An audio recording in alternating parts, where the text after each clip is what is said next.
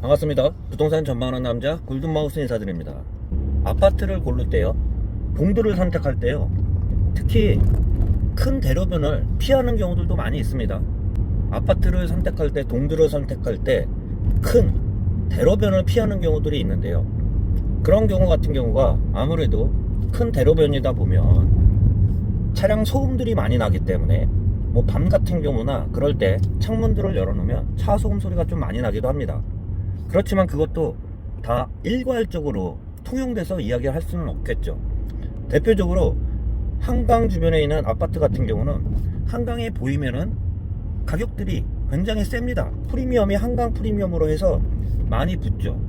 뷰 프리미엄이라고도 하는데요, 그거와 마찬가지로요, 한강은 아니지만 앞에 공원이 있다든가 일반 아파트나 건물들이 있는 게 아니라 큰 대로변이지만 그 반대편 방향이 공원이 있다던가 확 튀어있는 그러한 뷰들이 있을 때는 그 동 같은 경우가 가장 센 동들이 될 수 있습니다. 그 중에서도 당연히 전망들이 튀어있는 동 같은 경우는 그게 보이는 그 층들이 로얄층이 되겠죠. 아무리 바깥에 뷰가 좋다고 해도 1, 2, 3층 저층 같은 경우는 그 뷰가 안 보이는 경우들이 있습니다. 그렇기 때문에 같은 동일에도, 보이는 동일에도 그 뷰가 제대로 보이느냐 안 보이느냐에 따라 그 아파트 가격대가 굉장히 큰 차이가 나기도 하는데요.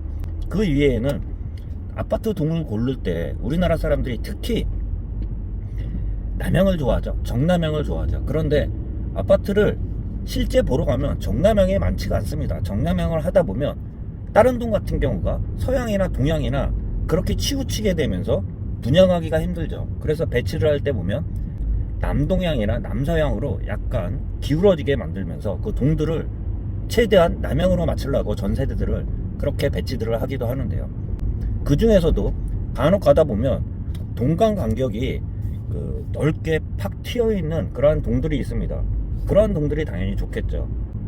그와 반대로 거실의 문을 열었을 때 보통 사람들이 생활을 많이 할 때, 가족들이 거실에서 생활을 많이 하게 되는데, 거실에서 그 베란다를 봤을 때 반대편에 아파트가 보이는 것보다는 뻥 뚫려 있는 그러한 전망들이나, 또한 보다 보면 아파트 단지 내에서도 가운데 동 해서 그 정원을 꾸미는 데들이 있어요. 정원들이 조성이 잘 되어 있는 그러한 동 같은 경우가 특히 베란다, 거실 쪽으로 향하는 그러한 동 같은 경우는 선호하는 그러한 동이라고도 할 수 있습니다. 일반적으로 가끔 보다 보면 큰 대로변이라고 기피하는 그러한 동이라고 일부 말씀하시는 그러한 유튜버나 그러한 동영상을 올리는 유튜버들도 있는데요, 현업의 입장에서 보면 그것도요, 대로변도 다 같은 대로변이 아니라는 말씀 꼭 참고하시길 바라겠습니다.